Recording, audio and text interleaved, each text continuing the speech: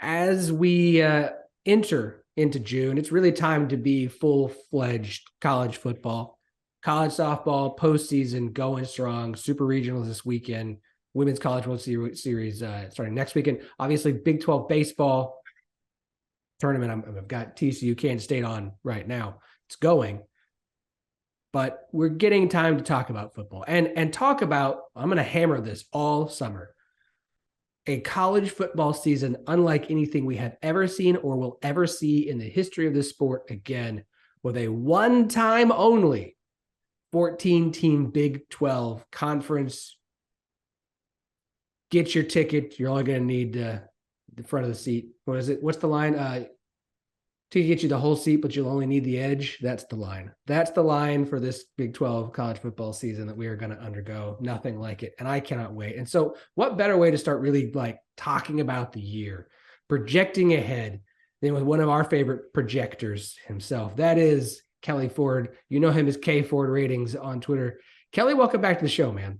Hey, thanks, Philip. I appreciate it. It's always fun coming on. 1012 Network has a very special place in my heart. I love talking Big 12 football with you. It's such a great time. And you're right. This is going to be a season unlike we've ever seen before in the Big 12 and unlikely to ever see again, because even if we do at some point in the future get back to a 14-member league, the landscape of college athletics, the landscape of college football, talk about the college football playoff, but even beyond that, will never look as it does exactly right now in 2023. So this is going to be a unique season. I love the saying about the edge of your seat. Hadn't heard that one before, but yes, very excited. Got some great teams, top to bottom, deepest league in college football. Once again, this year is the Big 12. So twists and turns are going to abound. It was TCU last year. Who's going to do it this year? I cannot wait to find out.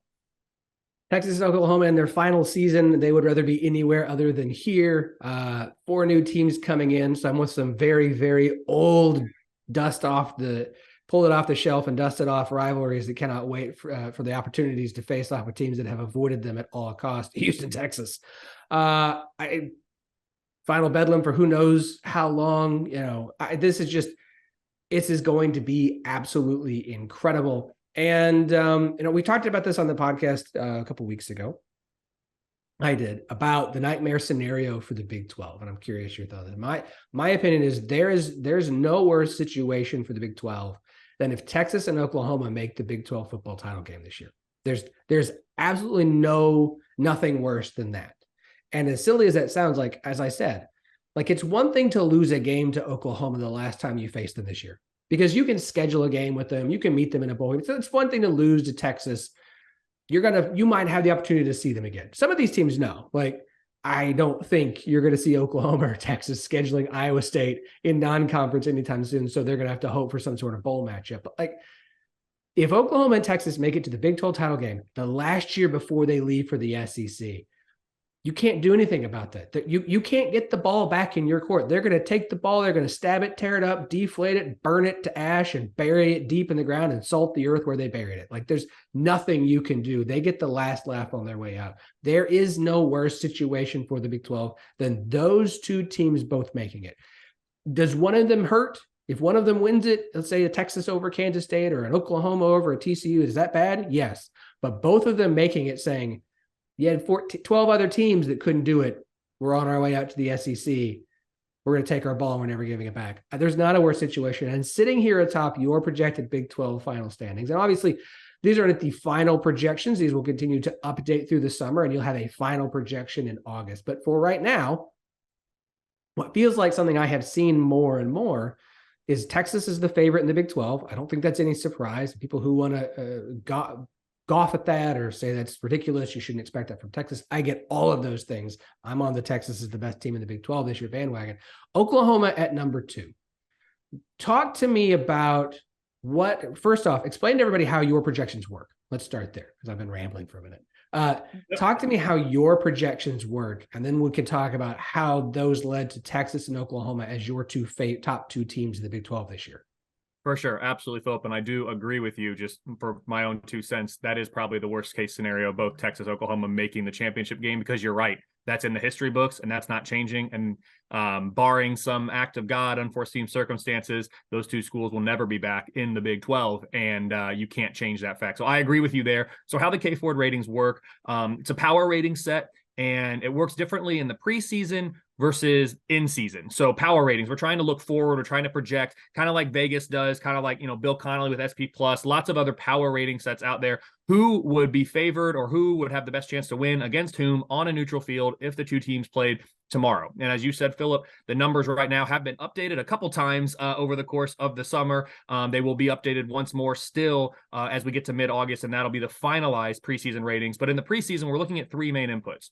One of them in the largest input is returning production. So how much production players performance on the field, how much of that are you bringing back from last year's team? And I capture transfers in my returning production calculations. That's transfers in, help you, transfers out, hurt you. That's become an increasingly difficult calculation, or difficult's not right, time-consuming calculation in recent years, with the increased usage of the transfer portal, the one-time free transfer that we've seen in recent years be passed, and now also the 2020 COVID year, extra year of eligibility, student athletes having an extra year since 2020 didn't count against their 4-year eligibility limit. So with all of that happening, calculating returning production has become its own kind of project, which is what has held up the ratings getting to a good spot in this case, and will continue to be kind of the main barrier towards getting the final preseason ratings in August. The two other main inputs that are assigned less weight, if you will, are the weighted 4-year K Ford ratings. So what has been your program's final year-end K Ford rating each of the last 4 years, with the most recent year counting as the most weight in that calculation? And then recent recruiting. So over the course of the last 4 cycles, at what level has your program recruited? Again, most recent years weighted more heavily than going back farther. Some people capture, I think, transfer production in recruiting because that is, the transfer portal is just an extension of recruiting now. And we see some programs almost going exclusively to the transfer portal to recruit, almost doing away with high school.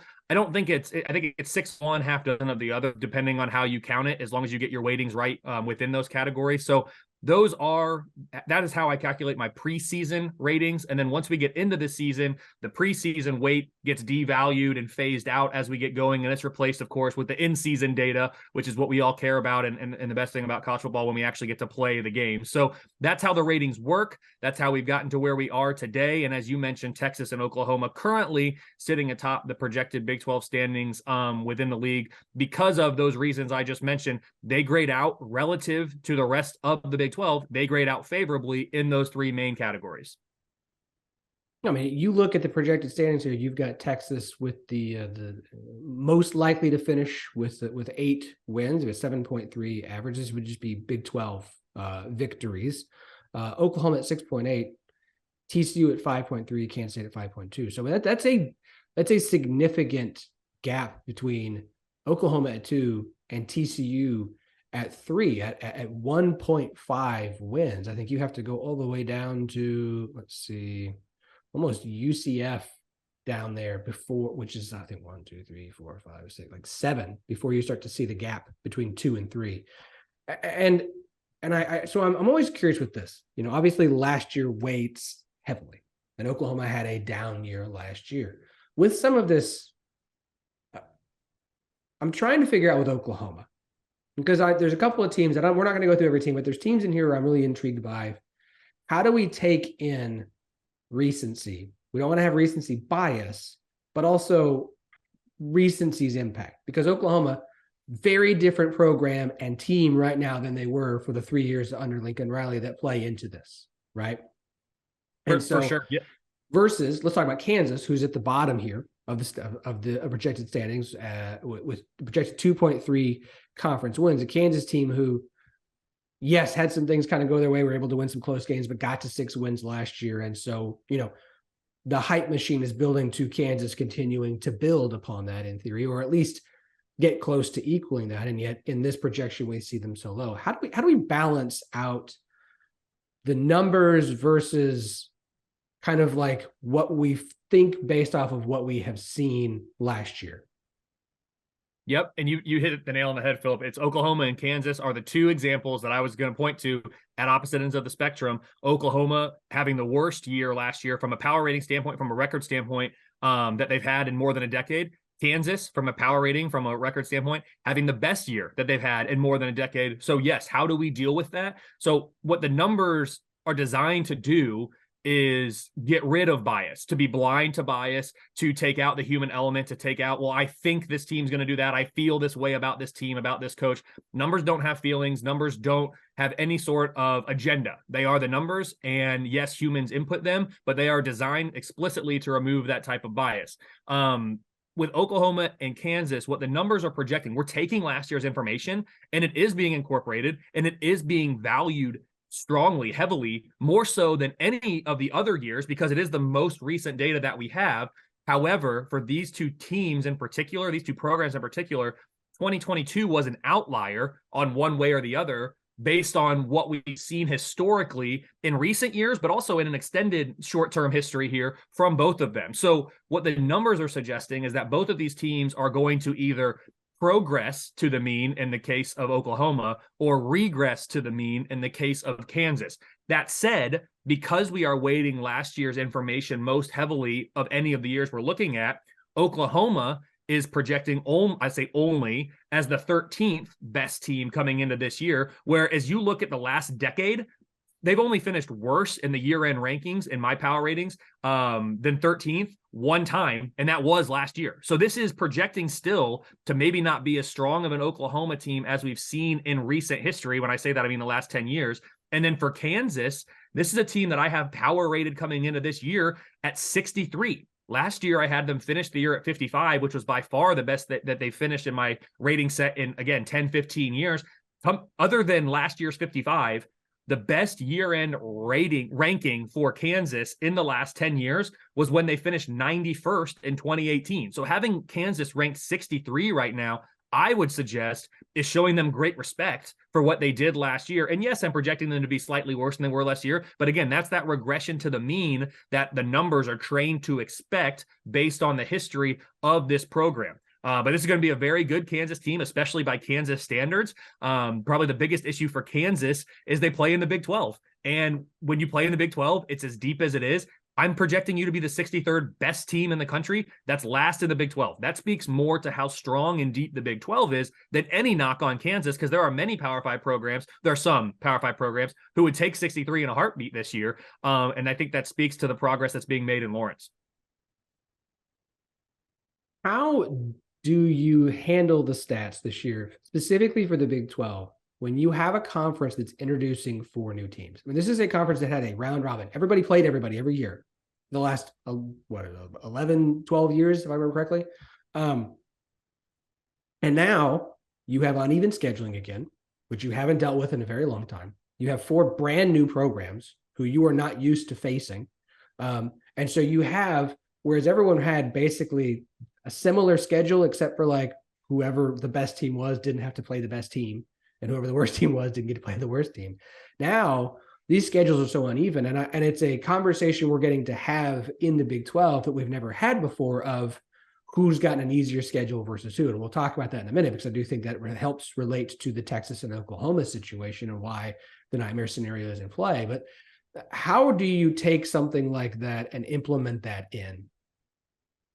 Yeah, the scheduling dynamic is new this year in the Big 12, as you mentioned. I, for one, absolutely loved the round robin. It was one of my favorite things about it. You had a true champion. I know that was a slogan for a while, and people kind of laughed at it for the 2014 year, but it was true. You played every single team, whether it was home or away, and it was even, it was fair. Now you don't have that because you've got too many teams, and most of the country doesn't have that. And so it's not unique in that regard, but it is new for the Big 12. And yes, scheduling dynamics absolutely play a large part in not generating a team's power rating, but projecting a team's success with win-loss records throughout the year. Because it makes sense. It's intuitive. If you're playing worse teams, the same exact team if you take the same team and play a hard schedule versus a weak schedule, you're going to have a, quote, better year when you play the weak schedule. And that didn't mean that you're any better of a team. It means your win-loss record is going to be better because your opposition was weaker. And so when we're looking at that, it doesn't necessarily change the power rating, but it has a strong impact on the projections. So, for example, if we look at the projected wins, not just in the Big 12,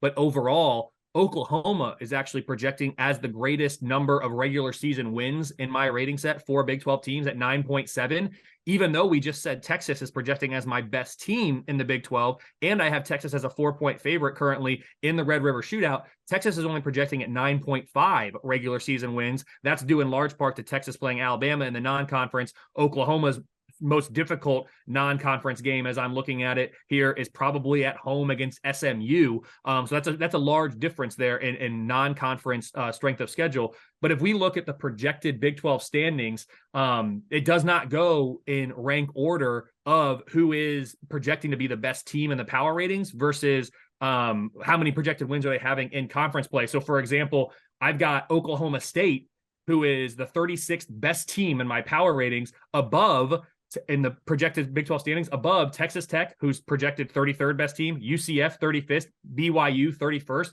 So Oklahoma State, because of the way that their schedule, in particular their conference schedule, sets up, I am projecting on average more conference wins for Oklahoma State than any Texas Tech, UCF, or Baylor, even though I have all three of those teams rated very slightly ahead of Oklahoma State in the power rating. So the schedule plays a large part into this. And I think it'll be interesting to see this year, with the first year of the uneven scheduling in the Big 12, what that actually equates to at the end of the year. I mean, Josh Pate has mentioned it with Oklahoma State. If you've looked at the schedule, it makes sense. OSU avoids Texas. And OSU is one of only two programs to play all four new programs. And of those incoming schools, they play majority of them in the back half of the season, where you would think a program that is used to playing Power 5 schedules from a conference play would have an advantage roster-wise over teams who, at that point in the season, do not have the depth of a Power 5 team, even if the recruiting is not that big of a variance between what OSU has versus those teams. So, like, the schedule is going to have a big impact this year, and is what is going to be so interesting. I think that is, in my part of why we've talked about this, why Texas is preseason number one and going to be preseason number one. And when the media poll comes out for Big 12 Media Days, Texas will be preseason number one. It's the offensive lines, the defensive lines, the talent they finally put together, but that they leave the state of Texas twice all year. Once to go to Alabama in non-conference in like week 2, and once to go to Iowa State. Now it's in November, but that's it. All the Texas teams had to make sure they got one last shot at Texas. That's awesome. Texas doesn't leave the state. And even Red River, their big rivalry game, neutral site in Texas. So Texas's schedule is great. And as nice as that is, I don't think anybody got gifted an easier schedule than Oklahoma. And take the non-conference away, that conference schedule for them was a gift. The Big 12, and nobody can look. If this happens in Oklahoma and Texas during the Big 12 title game, the only person you blame is the Big 12. And the teams who all wanted to make sure that they got their shots at Texas and Oklahoma, giving them easier schedules. Because, like, if they're going to avoid the teams that we think are going to be good in the conference, then they're going to have an easier schedule to play. And that's the big concern. Yep. Looking at some of these teams, Texas is number 1, Oklahoma's number 2. I don't know what the media poll will come out as. It might have OU number 2. I could see Kansas State being there. I think that's a real cause. I'm always concerned with having repeat champions getting back there. We just don't see that anymore, despite all the things that Kansas State does return. But as we look at the Big 12, when the preseason poll comes out every year, you get your number 1. Usually it's Oklahoma. But whoever's picked number 2 is not the team that ever gets there. It's always some team pick like 4, 5, 6, 7, 8. And so looking at your projected standings, let's go 3 down. TCU at 3.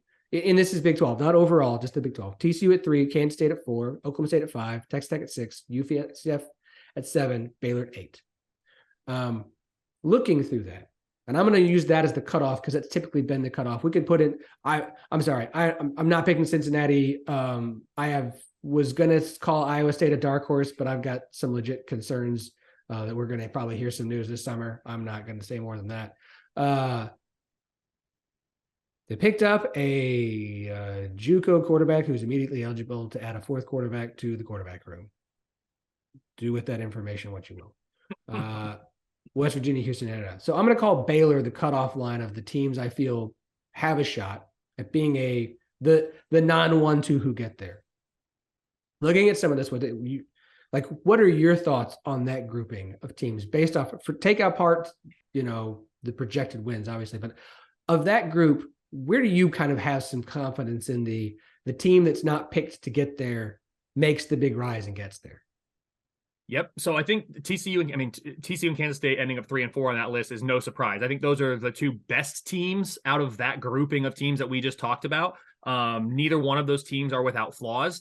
TCU lost a ton of production from last year. Kansas State in the preseason, a reason they're being downgraded, they don't recruit nationally at a very high level. I will say they develop their players probably at a better rate than most college football programs out there. So that's going to be a bonus that team's not necessarily receiving in my ratings, but that's something we know about that program. So even grading out where they are, you could say you could probably put them a little bit higher because we know they're going to develop the talent that they do bring in because it fits the system, and it's a good culture and all of those things that we saw last year on their way to winning the Big 12 championship game. But I'm going to go back to it. Like, to me, Baylor's a good team, UCF's a good team, Texas Tech's a good team, better quote unquote teams in my power ratings than Oklahoma State. But I'm going to say Oklahoma State could be, and I'm probably going to make you cringe there, Philip, but like, I'm going to say they could be that team. And it is as simple as the schedule. We talked about it earlier. Oklahoma State, for me, has the easiest schedule. And now we're looking at conference and non-conference. By my numbers, Oklahoma State has the easiest schedule in the Big 12. It ranks 64th nationally in terms of difficulty. There are 69 Power 5 teams. That means there are only a handful of Power 5 teams that have an easier schedule than Oklahoma State has. What also gives me some encouragement is I am projecting this offense to be still pretty good. I mean, they're a top 30, 35 unit. The defense currently projecting in the 50s isn't great because as you look at the offenses that Oklahoma State has to face, if we aggregate all the offenses that Oklahoma State is facing and kind of combine their strengths, it grades out as the 15th most difficult kind of aggregate offense opposition that you're going to face in college football. Only 14 teams play better offenses on average this year than Oklahoma State. So that's not great when the defense is in the mid 50s, but you flip that around, they have the 55th most difficult defense opponent. So they're not playing against super strong defenses on a week in, week out basis. If Oklahoma State is able to put up enough points in any given week, they might just be able to win the game on the back of what I'm projecting to be a pretty strong offense playing against defenses that aren't great. So the fact that they missed Texas, as we talked about, the fact that they play all the teams that are projected to be worse than them in the Big 12, Oklahoma State might collect wins just not by default. You can't collect wins by default, but just being the better team or having the advantage of whether they get Kansas State coming off a bye. That's huge. They get Kansas State at home. Like, they could beat Kansas State. Right now I have it as a pick'em game because of the scheduling dynamics of that game, even though Kansas State is maybe a better team. I think they have the instances of that sprinkled throughout their schedule where you might look at the end of the year and say, wow, it's late November. Oklahoma State's still in this thing. And you look at their close at UCF, at Houston, versus BYU. I mean, those are three games that they could finish very strong. And if they do find a way to get in there, they're going to have nice momentum going. They're going to be feeling good about themselves. And if they're playing Oklahoma or Texas, the motivation won't be an issue at all in that game. They could be a team that sneaks into that picture, largely due to the schedule that they play. Oklahoma State plays Kansas State at home, as you mentioned, off a bye. They get Oklahoma, obviously. They get it at home. They avoid Texas. They avoid Texas Tech. They avoid Baylor. They avoid TCU. So, yeah, you avoid most of the good teams. I mean, other than Oklahoma, you avoid the teams at the top. Good. Other than Oklahoma and Kansas State. Yeah, sorry, you're right. Yeah, Kansas State too. Yep. I mean, all right. Time to start playing the OSU as the dark horse card.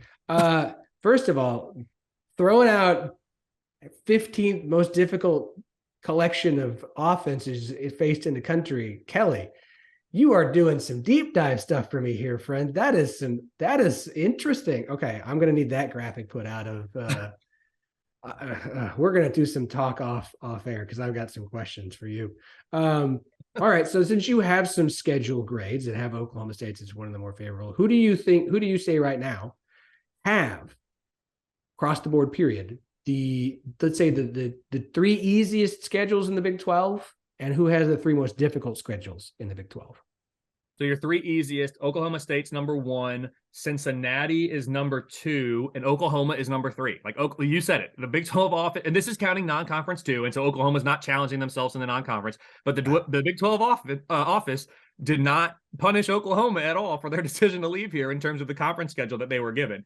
If we're looking at the most difficult schedules, again, this is conference and non-conference. West Virginia actually grades out as the most difficult schedule in the Big 12. It's the 17th most difficult in the entire country. And it's interesting that West Virginia actually misses Texas in conference play.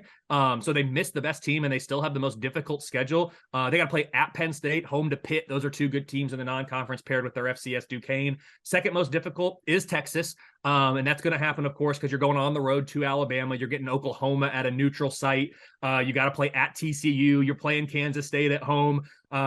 For all the favors that the Big 12 office might have done Oklahoma, they did not give Texas those favors. So Texas is number 2. And then the third most difficult schedule for me and my numbers here is Iowa State, another top 25 most difficult schedule nationally here. In the non-conference, of course, they get Iowa as their most difficult game, but in the conference, they get Texas. They have to go to Oklahoma. You've got TCU at home. You have to go to Kansas State. You got Baylor on the road, Oklahoma State at home. I mean, you got to go to BYU in week 11. I mean, that's going to be a difficult game given the time of year up in Utah. So, it's a tough schedule, even though you look at their non-conference and say it's probably not the most difficult. I mean, that Iowa State game is always filled with hate.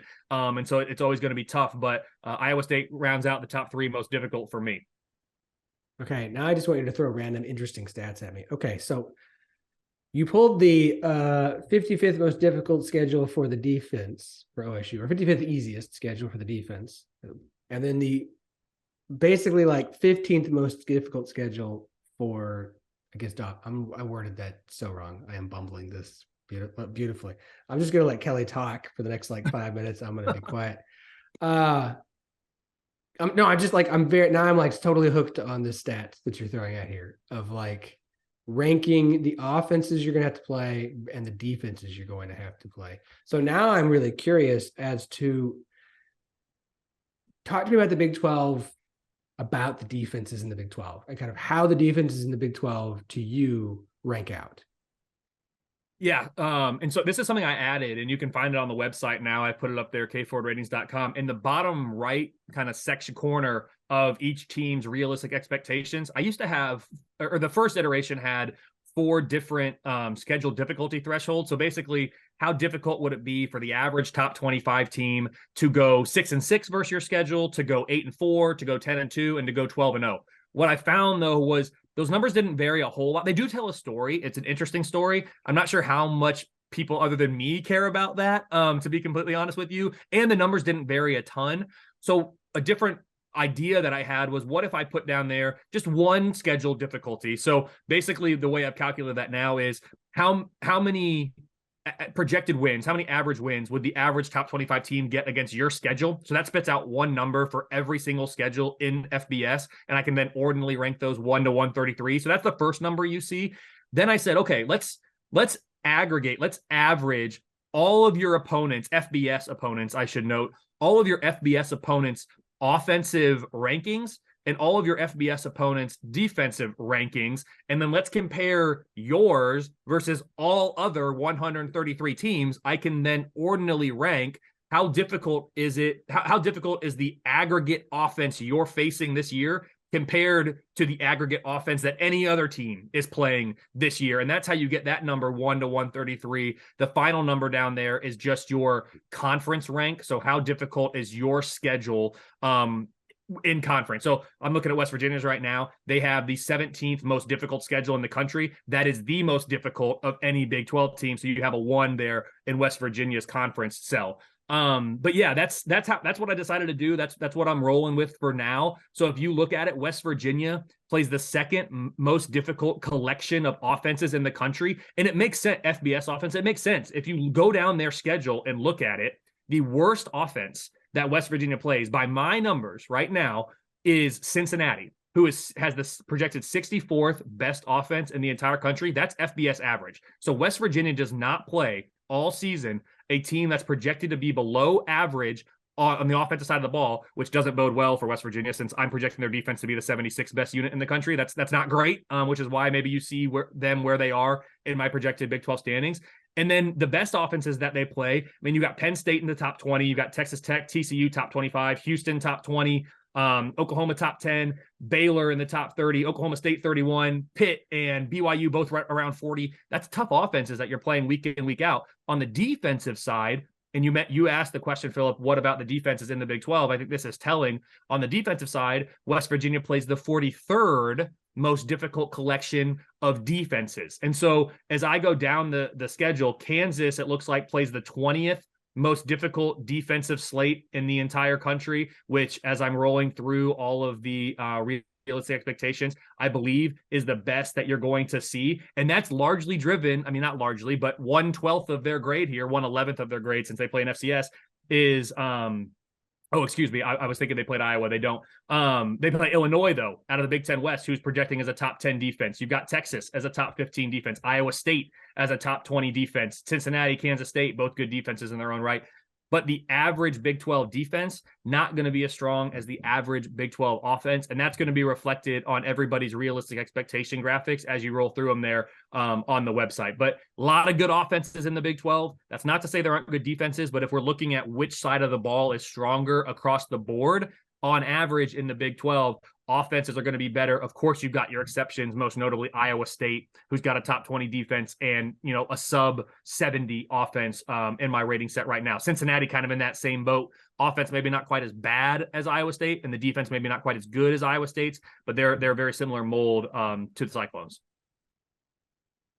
Kelley, this stuff is awesome. I will be deep diving into these each individually. The schedule ranking, the conference ranking, all this stuff are great. If you guys are on Twitter and don't follow Kelley, it's not hard. It's K Forward Ratings on Twitter. If you want to find the website, it's kforwardratings.com. You can find everything there. I appreciate there's a website now, as opposed to me having to bookmark 100 of your tweets throughout the season, Kelley. This is so much more convenient for me. Thank you for taking the time to do that.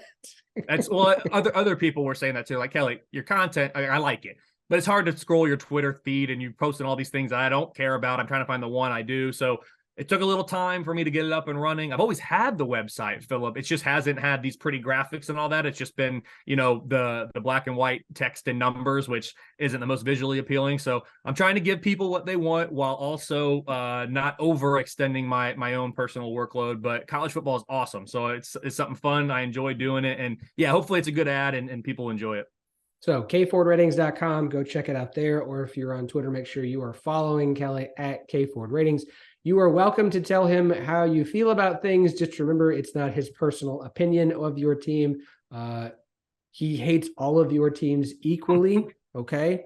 It's not just you. He also hates your rival. So if that makes you feel better about him, great. Kelley, as always, man, I appreciate all the time you offer. You do incredible work, and we'll get you back on again soon, bud. No, I appreciate it, Philip. This is great. Looking forward to what's going to be an outstanding Big 12 football season. And I'm really excited for you all as we embark on what's going to be something like we've never seen before and we'll never see again, as you said.